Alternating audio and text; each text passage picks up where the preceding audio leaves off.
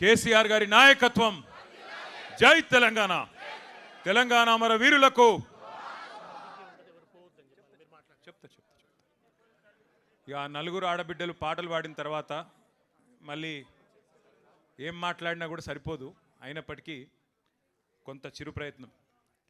పెద్దలందరికీ నమస్కారం. వేదిక పైన గౌరవనీయులైన మాజీ మంత్రివర్యులు ఉన్నారు, గౌరవ పార్లమెంట్ సభ్యులు ఉన్నారు, గౌరవ శాసనసభ్యులు ఉన్నారు, శాసన మండలి సభ్యులు ఉన్నారు, పార్టీ యొక్క పెద్దలందరూ ఉన్నారు. వారందరికీ కూడా హృదయపూర్వకంగా నమస్కారం. ఒకరి పేరు చెప్పకపోవడం భావ్యం కాదు. కాబట్టి దయచేసి అందరికీ, ఇక్కడికి విచ్చేసిన ప్రతి ఆడబిడ్డకి, ప్రతి అన్నకు, ప్రతి తమ్ముడికి, మా పత్రికా మిత్రులకి, తెలంగాణ ఉద్యమంలో కూడా వారు కూడా ఆనాడు టీజేఎఫ్ పేరు పెట్టి పోరాడిన మా కలం వీరులకు కూడా హృదయపూర్వకంగా అందరికీ తెలంగాణ ఆవిర్భావం సందర్భంగా వారికి శుభాకాంక్షలు తెలియజేసుకుంటూ, మరి ఇన్ని పాటలు విన్న తర్వాత ఒకసారి కేసీఆర్ గారు రాసిన ఒక పాటను కూడా మీకు గుర్తు చేయాల్సిన బాధ్యత నా మీద ఉందని నేను అనుకుంటా ఉన్నా. ఆనాడు ఉద్యమ స్ఫూర్తిని నింపడానికి ఎవరిలో కూడా మళ్ళీ తెలంగాణ వస్తుందా అనే అనుమానం ఉన్న వారందరి అనుమానాలు పటాపంచలు చేయడానికి కేసీఆర్ గారు స్వయంగా కలం పట్టుకుని రాసిన పాట ఒక చరణం. సిపాయిల తిరుగుబాటు విఫలం అయ్యిందని అనుకుంటే వచ్చేదా దేశానికి స్వాతంత్రం, రాజీ లేని పోరాటమే విజయం సాధిస్తుంది, ముమ్మాటికి తెలంగాణ రాష్ట్రం వచ్చి తీరుతుంది. ఇది కేసీఆర్ గారు రాసిన పాట.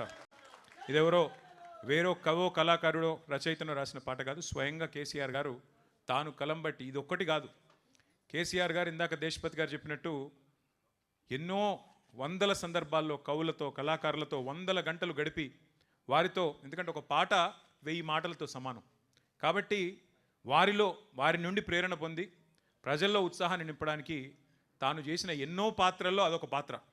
కళాకారుడిగా, కవిగా, రచయితగా కేసీఆర్ గారు ఎన్ని అద్వితీయమైన పాత్రలు పోషించినారో ఆ 14 ఏళ్ల ఉద్యమ ప్రస్థానంలో మీ అందరికీ తెలుసు. అయితే ఇందాక దేశపతి గారు మాట్లాడుతుంటే ఆయన అన్నారు పుష్కర తెలంగాణ అని. మరి పుష్కర తెలంగాణ ఇవాళ ముష్కరుల పాలైంది.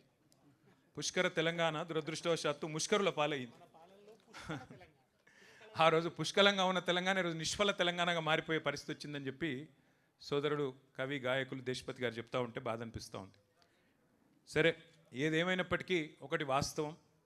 నాకు ఈ సందర్భంగా ఒక చిన్న ఉదంతం గుర్తొస్తున్నది. ఒకనాడు మనం ఇంకా అధికారంలో ఉన్నాం, 2018 ఆ ప్రాంతంలో. ఆ రోజుల్లో నాకు ఒక ప్రముఖ సినిమా డైరెక్టర్ ఫోన్ చేసినాడు.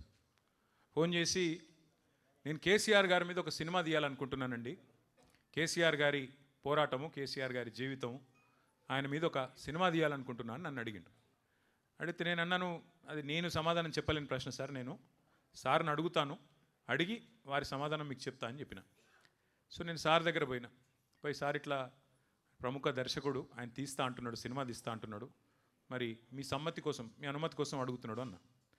సార్ ఏమన్నాడంటే, అరే ఇప్పుడే కాళేశ్వరం పూర్తవుతుంది, ఇంకొక సంవత్సరం అయితే అయినాక చేద్దాము, తొందరొద్దు, సంవత్సరంన్నర అయితే అయిపోతుంది, బాగుంటుంది. కాళేశ్వరం అనే ఒక అద్భుతమైన, ఎందుకంటే సాగునీరు లేని తెలంగాణలో గోదావరి నీళ్లు మన బీళ్లకు మళ్ళితే దానికంటే మించిన ఆనందకరమైన దృశ్యం ఏముంటుంది, కాబట్టి కాళేశ్వరం ప్రాజెక్ట్ అయినాక చేద్దామని చెప్పు అన్నాడు. నేను అదే మాట దర్శకుడికి చెప్పిన. ఆయన అన్న మాట ఏం తెలుసా నాతో ఆ రోజు, సార్ కాళేశ్వరం కట్టొచ్చు, ఆ తర్వాత పాలమూరు రంగారెడ్డి కట్టొచ్చు, ఇంకోటి కట్టొచ్చు, ప్రపంచంలో ఎక్కడ లేని అద్భుతాలు కేసీఆర్ గారు ఆవిష్కరిస్తారు కావచ్చు, కానీ నాకు వాటన్నిటితో పట్టలేదు సార్. నాకు స్ఫూర్తి ఏంది, ఈ సినిమా తీద్దాం అనుకునేందుకు నాకు ఉత్తేజం ఎక్కడ కలిగింది అంటే, అన్ని ప్రతికూలతలను మొత్తాన్ని ఛేదిస్తూ అల్టిమేట్గా మిషన్ ఇంపాసిబుల్ అనుకున్న తెలంగాణను కేసీఆర్ ఏదైతే సాధించిండో, నా దృష్టిలో జూన్ 2, 2014 అతిపెద్ద విజయం సార్ కేసీఆర్ది. ఇక ఆ తర్వాత ఆయన ఏం చేసినా, ఎన్ని చేసినా నాకు అది పెద్ద ముచ్చట కాదు సార్ అన్నాడు. ఇంకా ఆ మాట అంటూ ఇంకొక మాట అన్నాడు ఆయన, కేసీఆర్ అనే 3 అక్షరాల ముందు సీఎం అనేది చాలా చిన్నది సార్, చాలా చిన్న పదవి అది, కేసీఆర్ అనే 3 అక్షరాలు లేకుంటే ఇలా తెలంగాణ ఎక్కడిస్తారు అన్నాడు. నేను ఇదే మాట కేసీఆర్ గారికి చెప్పిన. చెప్తే ఆయన నిజంగానే ఆశ్చర్యపోయాడు. నిజంగా మాట అన్నాడు. అవును సార్ అట్లే అన్నాడని చెప్పిన. అంటే ఇవాళ ఆయన మన మధ్యలో ఉన్నారు, లివింగ్ లెజెండ్ కేసీఆర్ గారు. కాబట్టి కొన్ని సందర్భాల్లో మనకు కొన్ని విషయాలు, కొంతమంది వ్యక్తులు, వారు చేసిన పోరాటాలు, వారు చేసిన సాహసాలు మనకు ఆ నిమిషానికి, ఆ రోజుకి, ఆ క్షణంలో అర్థం కాకపోవచ్చు. ఎందుకంటే మనం బండి నడుపుకుంటూ పోయేటప్పుడు వెనకాల రియర్ వ్యూ మిర్రర్ చూస్తే అన్నీ మంచిగానే కనబడతాయి, సాఫ్ కనబడతాయి. ఇవాళ తెలంగాణ సిద్ధించిన 12 ఏళ్ల తర్వాత చాలా అల్కగా ఎవరు పడితే వాళ్ళు నోరే కదా, నరం లేని నాలుకనే కదా అని చెప్పి ఇష్టం వచ్చినట్టు మాట్లాడుతున్నారు. కానీ ఆ రోజు జరిగిన పోరాటం, ఆ రోజు చేసిన త్యాగాలు, ఆ రోజు పడ్డ కష్టం, ఆ రోజు అమరవీరుల బలిదానాలు ఇవి లేకపోతే ఇవాళ మనకి ఈ ఫ్రీడమ్ ఉండేది కాదు, ఈ స్వాతంత్రం ఉండేది కాదు, తెలంగాణ ఉండేది కాదు అనేది అక్షర సత్యం. అందుకే కుట్రలను ఛేదించి కుతంత్రాలను అధిగమించి దేశ రాజకీయ వ్యవస్థనే మెప్పించి ఒప్పించి ఒక సుదీర్ఘ స్వప్నాన్ని సాకారం చేసుకున్న ఒక అద్భుతమైన ఘట్టం ఈరోజు ఆవిష్కరించబడ్డ రోజు మన జూన్ 2, 2014. 4 కోట్ల తెలంగాణ ప్రజల ఆకాంక్ష నెరవేరిన రోజు, 14 ఏళ్ల అరుపెరుగని పోరాటం ఫలించిన రోజు ఇది. తెలంగాణ వచ్చుడో కేసీఆర్ సచ్చుడో ఇది సామాన్యమైన నినాదం కాదు. ఈ దేశంలో 79 సంవత్సరాలు అయింది ఇప్పటికి స్వాతంత్రం వచ్చిన తర్వాత. ఒక్క రాజకీయ నాయకుని చూపెట్టండి నాకు. నేను ఎంచుకున్న మార్గం నుంచి తప్పుకోను, ఎత్తిన జెండా దించను, దించితే రాళ్లతో కొట్టి చంపే అధికారం మీకే ఇస్తున్నా అన్న ఒక్క నాయకుడు భారతదేశంలో ఎవరైనా ఉన్నారా? That is KCR.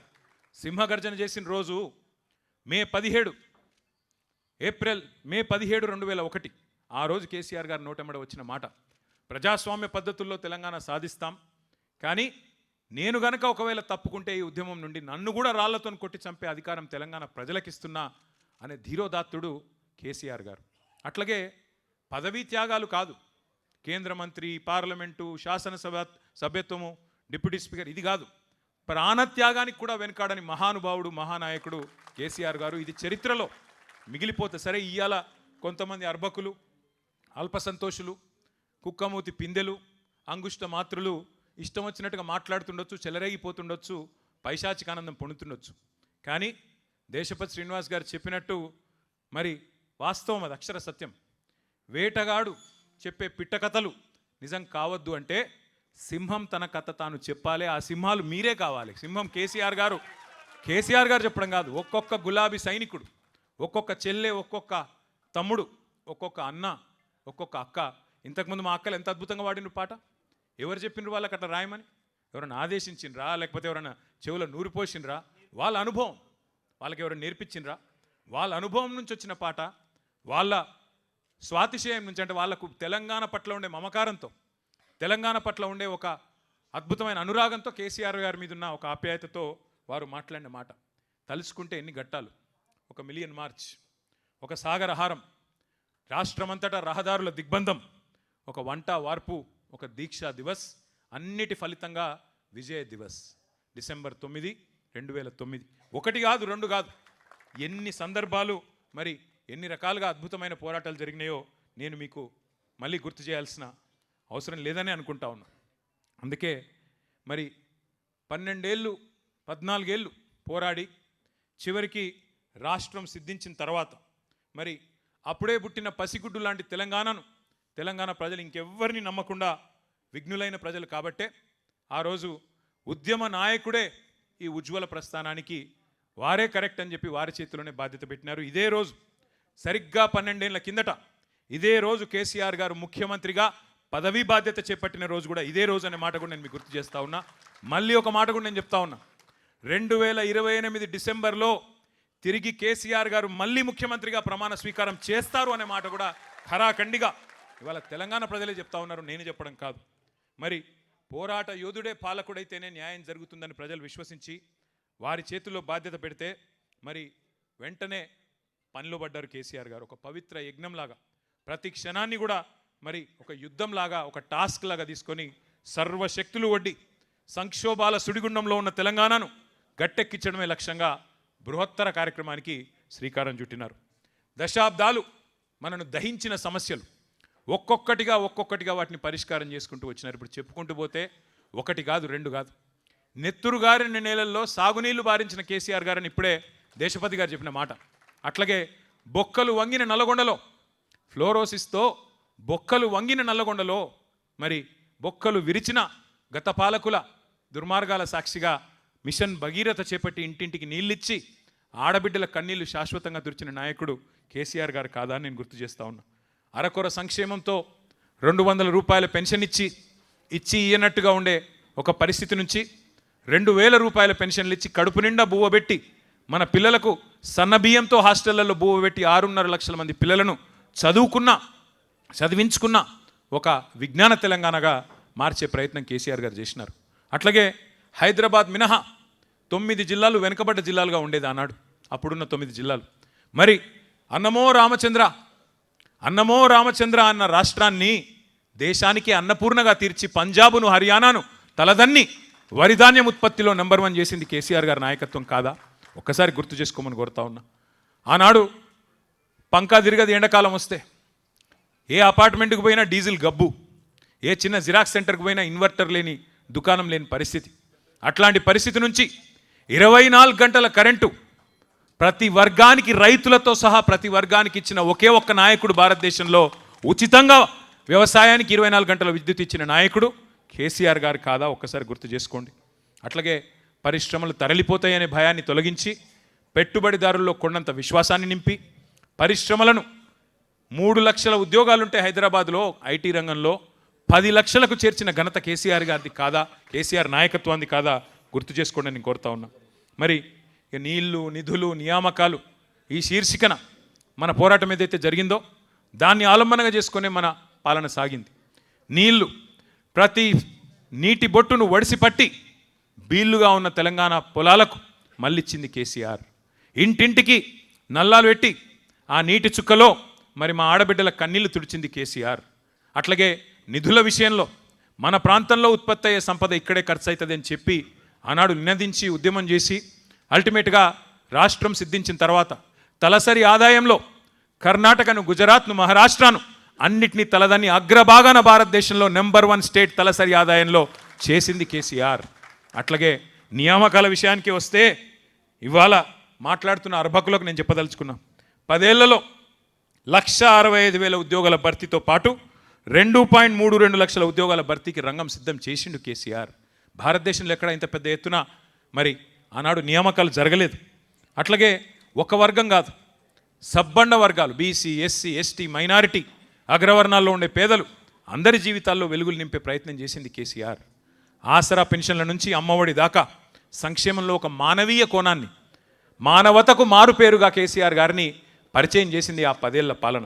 1 కాదు 2 కాదు చెప్తే కళ్యాణ లక్ష్మి, కేసీఆర్ కిట్లు, వినూత్న పథకాలు, మాతా శిశుమరణాలను తగ్గించిన పథకాలు, మానవీయమైన ఆలోచనలు, వృద్ధులకు కంటి చూపు ఉండదని ఆలోచన చేసి కంటి వెలుగు లాంటి పథకం పెట్టిన మహానుభావుడు భారతదేశంలో ఎవరైనా ఉన్నారా? ఆలోచించమని చెప్పి నేను కోరుతా ఉన్నా. 1 కాదు 2 కాదు విప్లవాత్మకమైన కార్యక్రమాలు. రైతు బంధు అనేది ఒక విప్లవం. అది సాధారణ అల్లాటప్ప నాయకులతోని జరిగే నిర్ణయం కాదు. రిబ్బన్లు కట్ చేసేందుకు జేబుల కత్తెరలు పెట్టుకొని తిరిగే నాయకులకు అర్థమయ్యే పథకం కాదు అది. రైతు బంధు ఒక దమ్మున్న ధీరోదాత్తుడైన నాయకుడు 73,000 కోట్ల రూపాయలు రైతుకు పెట్టుబడి సహాయం ఇచ్చిన మొట్టమొదటి నాయకుడు భారతదేశ స్వాతంత్ర అనంతరం కేసీఆర్. భూమి శిస్తును రద్దు చేసి, నీటి తిరువాను రద్దు చేసి, పేదవాడికి ముఖ్యంగా తెలంగాణ రైతుకు వెన్నుముకగా, నిటారుగా నిలబడే విధంగా వారికి వెన్నుముకనాగా అండగా నిలబడ్డది, చేతిలో కర్రలాగా ఆసరాగా నిలబడ్డది కేసీఆర్.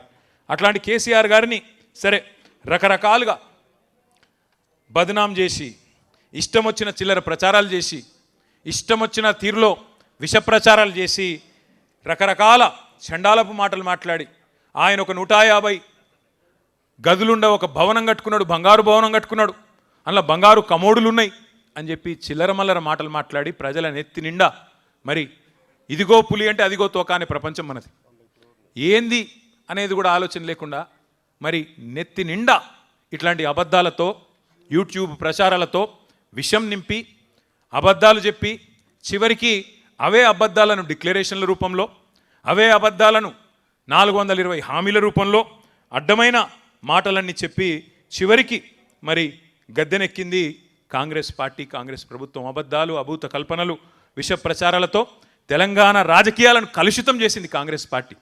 దేశమంతా వదిలించుకున్న దరిద్రం కాంగ్రెస్. ఆ దరిద్రాన్ని తెచ్చి తిరిగి ఈ విష ప్రచారాల వల్ల నెత్తిన రుద్దుకున్నారు పాపం అమాయకులైన మన సోదరులు, సోదరిమణులు. కానీ ఒకటి మాత్రం గుర్తుపెట్టుకోండి, 14లో మనం ఒంటరిగానే గెలిచినాం, 18లో ఒంటరిగానే గెలిచినాం, 23లో ఓటమి పాలైనా స్వల్ప తేడాతో. ఆడికి 3వ వంతు సీట్లు మనకే వచ్చినాయి, 39 సీట్లు వచ్చినాయి.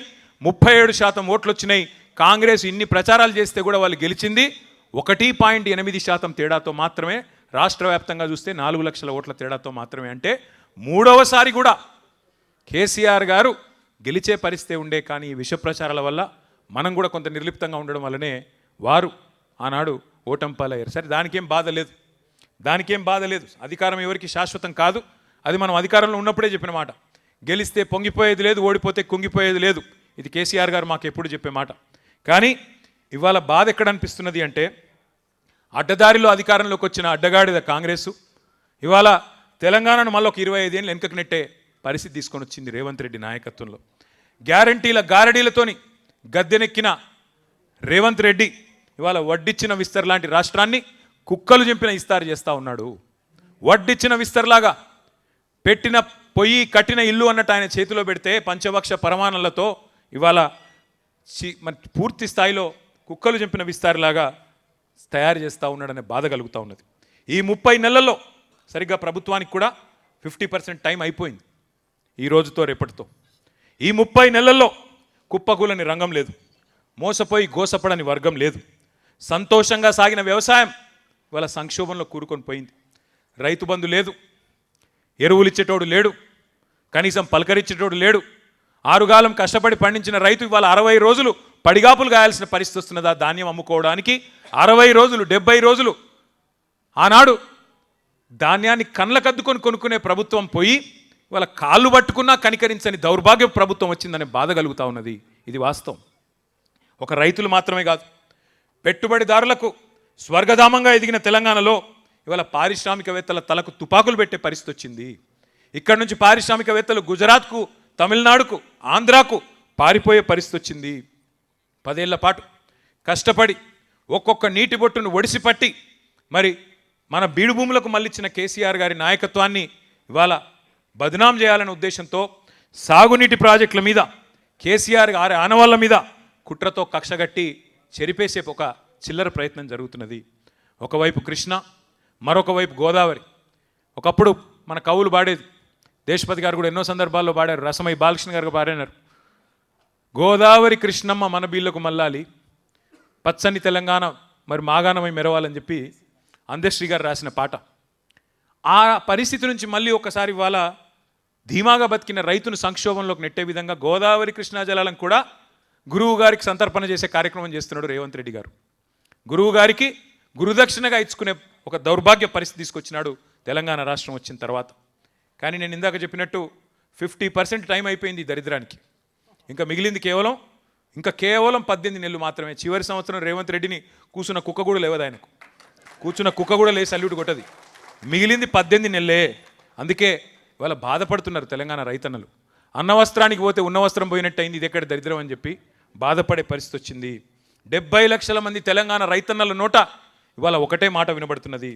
4 సార్లు రైతు బంధును ఎగ్గొట్టిన నయవంచకుడు రేవంత్ రెడ్డి, యూరియా కూడా ఇవ్వని చాతగాని అసమర్థ ముఖ్యమంత్రి రేవంత్ రెడ్డి, పంటను కొనలేని సన్నాసి రేవంత్ రెడ్డి. ఇది నేను చాలా పొలైట్గా మాట్లాడుతున్నా, మళ్ళా ఈయన అహంకారం అని మాట్లాడతారు. నేను మాట్లాడే మాటలు చాలా తక్కువ మాట్లాడుతున్నా. మీరు రైతుల కాడికి పోతే, మీరు మైకు పెడితే రైతులు ఇవాళ మాట్లాడే భాష ఇంకొకడు రేషం ఉన్నోడైతే హుస్సేన్ సాగర్లో దూకి చచ్చిపోవాలి. అటువంటి మాటలు మాట్లాడుతున్నారు ఇవాళ రైతులు. వాస్తవం ఇది.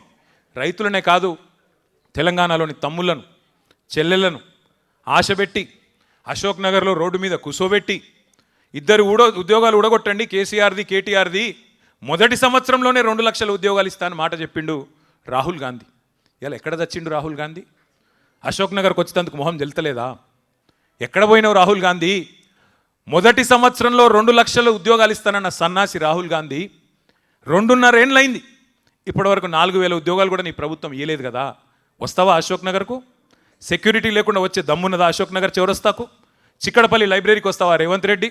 ఇప్పుడు ఎట్లా అయిపోయిందంటే చిక్కడపల్లి లైబ్రరీకి వస్తలేడు రేవంత్ రెడ్డి, చిక్కడు దొరకడన్నట్టు తప్పించుకొని తిరుగుతూ ఉన్నాడు సందులలో వాడి. సెక్యూరిటీ లేకుండా బయటికి వచ్చే పరిస్థితి కూడా కాంగ్రెస్ మంత్రులకు కానీ ఇవాళ ఆ నాయకులకు కానీ లేదు. వాస్తవం ఏంది అంటే ఇవాళ మొత్తం తెలంగాణనే ఒక ధర్నా చౌక్ అయిపోయినట్టుగా కనబడతా ఉన్నది.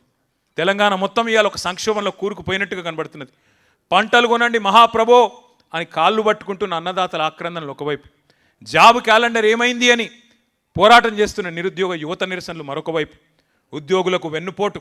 6 నెలలనే పీఆర్సీ అన్నాడు. 2.5 ఏళ్ళు అయింది కదా. పీఆర్సీ లేదు, డిఏ లేదు, ఐఆర్ లేదు, ఏదీ లేదు. రిటైర్డ్ ఉద్యోగులు మరి వారి పరిస్థితి ఇంకా దయనీయంగా ఉంది. నిన్న కేసీఆర్ గారు అడుగుతూ ఉన్నారు నన్ను, ఎందుకు రిటైర్డ్ ఉద్యోగులు ఒక్కొక్కరే ఎందుకు పోతున్నారు కోర్టుకు అని అడిగిండు సార్ నన్ను. దేవిప్రసాద్ గారిని అడిగిన నేను, ఏమన్నా మాట్లాడుతున్నారా లేదా పెన్షనర్లతోనంటే, ఏం మాట్లాడాలన్నా, ఇది చెవిటివాడు ముందు శంఖం ఊదినట్టే ఉంది ప్రభుత్వానికి. ఎంత చెప్పినా, ఎన్ని మరణ మృదంగం ఎంత జరుగుతున్నా వీళ్ళలో మాత్రం చలనం లేదని చెప్పి దేవిప్రసాద్ గారు చెప్తా ఉండే. గురుకులాల్లో ఆనాడు మా ఆర్ఎస్ ప్రవీణ్ గారు సెక్రటరీగా అద్భుతంగా కేసీఆర్ గారి నాయకత్వంలో 1000 గురుకుల పాఠశాలలు మనం పెడితే ఇవాళ గురుకులాల్లో అమాయక విద్యార్థుల మరణ మృదంగం. ఇంకా సిగ్గు లేకుండా ముఖ్యమంత్రి చెప్తున్నాడు, నేను బడి పిల్లలకే కాదు ఇంటర్మీడియట్ పిల్లలకు కూడా ఏదో పెడతా అని చెప్తున్నాడు భోజనం. ముందు ఆ పిల్లల్ని అయితే బతుకున్న పిల్లల్ని కాపాడు. నువ్వు కొత్తగా ఏదో చేయాల్సిన అవసరం లేదు, ఉన్నవి నిలిపితే చాలు. పట్టపగలే దోపిడీలు, దొంగతనాలు, దొమ్మీలు, అఘాయిత్యాలు. హైదరాబాద్ నడిబొడ్డున ఐఏఎస్ అధికారులు నివసించే ప్రశాసన్ నగర్లో పట్టపగలే హత్యలు. ఇంకా దరిద్రం ఏంటంటే 1-2 కాదు అఘాయిత్యాలు. ఎక్కడికక్కడ చందానగర్లో, హైదరాబాద్లో, కరీంనగర్లో ఉదయం పూట 11 గంటలకు 5 తుపాకులు పట్టుకొని పోయి తుపాకుల కాల్పుల మూతలతో దద్దరిల్లుతున్నది వాళ్ళ తెలంగాణలో. వాళ్ళ తెలంగాణలో శాంతి లేదు, ప్రజలకు భద్రత లేదు. 10 ఏళ్ళు పరుగులు పెట్టిన ఆర్థిక రంగం ఇలా కుదేలైపోయే పరిస్థితి. ఒక్క ఇటుక కూడా పేర్చలేదు రేవంత్ రెడ్డి గారు. ఒక్క ఇటుక పేర్చకుండా ఇవాళ 4 లక్షల కోట్ల అప్పును నెత్తి మీద రుద్దిండు రేవంత్ రెడ్డి. ఒక్క కాలువ దవ్వింది లేదు, ఒక్క చెరువు కట్టింది లేదు, ఒక్క ఇటుక పెట్టింది లేదు, కనీసం పెన్షన్లు ఇచ్చింది లేదు, పోనీ రైతు బంధు వేసింది కూడా లేదు. ఏం చేసినవయ్యా 4 లక్షల కోట్లు అంటే? రైతు బంధు బంద్ అయింది కానీ రాహుల్ బంధు మాత్రం బ్రహ్మాండంగా నడుస్తున్నది ఇవాళ తెలంగాణలో. టింగు టింగుమని రాహుల్ గాంధీ ఖాతా మాత్రం మారుమోగుతున్నది కానీ తెలంగాణ రైతుల ఖాతాల్లో మాత్రం డబ్బులు పడతలేవు. ఇది వాస్తవం. ఇక నేను చెప్పాలంటే చాలా ఉన్నాయి కానీ ఒకటి మాత్రం పక్కా, ఇవాళ తెలంగాణ ముక్త కంఠంతో కోరుతున్నది ఒకటే, కాంగ్రెస్ పోవాలే, కేసీఆర్ తిరిగి రావాలే. అందుకే మిత్రులందరితో కూడా నా ప్రార్థన ఒకటే, మనం అధికారం కోసం కాదు మన పోరాటం. అధికారం యాదృచ్ఛికంగా వస్తే వస్తుంది, రాకపోతే రాదు, దాని గురించి బాధ లేదు. అధికారం కోసం ఇవాళ ఆరాటం ఏమీ లేదు. కానీ తెలంగాణ కష్టపడి సాధించిన తెలంగాణ, పదవీ త్యాగాలతో పాటు ప్రాణత్యాగాలతో సాధించిన తెలంగాణ ఇవాళ భ్రష్టులు పాలిస్తుంటే, ముష్కరుల పాలవుతుంటే, ఆ తెలంగాణ తల్లి నెత్తిన కిరీటాన్ని ఎత్తుకొని పోతుంటే, తెలంగాణ తల్లి నడుముకున్న వడ్డానాన్ని దొంగతనం చేసుకొని పోతుంటే చూస్తా ఊరుకోవడం తెలంగాణలో పుట్టిన ఏ తమ్ముడికి, ఏ చెల్లెకి ఇది మంచిది కాదు. అందుకే అందరం ముక్త కంఠంతో ప్రతిజ్ఞ చేద్దాం, ముక్త కంఠంతో పునరంకితం అవుదాం. దయచేసి ఎవరు కూడా పోవద్దు. ప్రతిజ్ఞ చేసిన తర్వాతనే ఇక్కడ నుంచి కదలాలి. ప్రతిజ్ఞ చేసి పునరంకితం అవుతామని చెప్పి అందరం కూడా డెడికేటెడ్గా ముందుకు పోవాల్సిన అవసరం ఉన్నది. ఇప్పుడు నేను ఆ ప్రతిజ్ఞ చదువుతాను. దయచేసి మీరందరూ కూడా లేచి కుడి చేయి ముందుకు జాపి, కుడి చేయి, మీరు ముందర కూర్చున్న వాళ్ళు కూర్చోండి,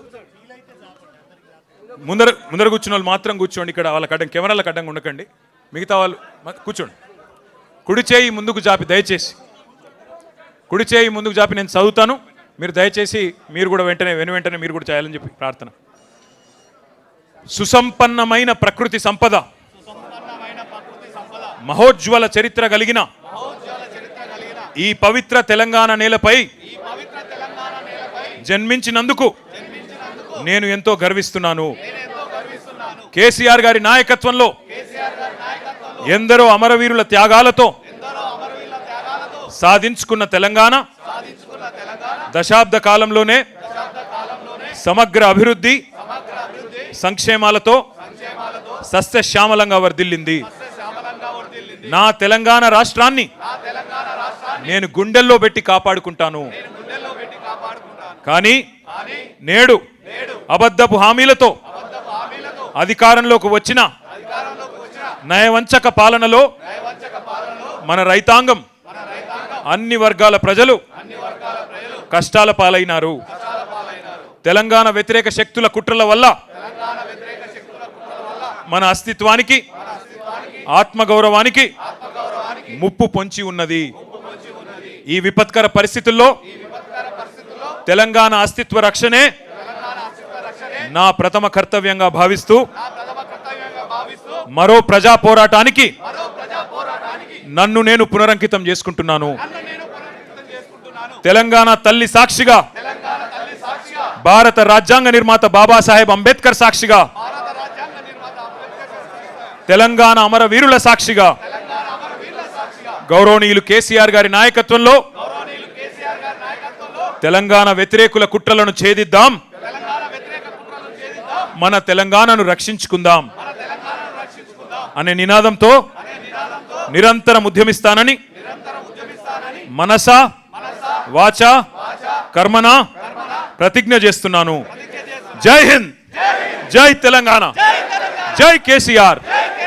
థ్యాంక్ యూ. అందరు మిత్రులందరికీ ధన్యవాదాలు.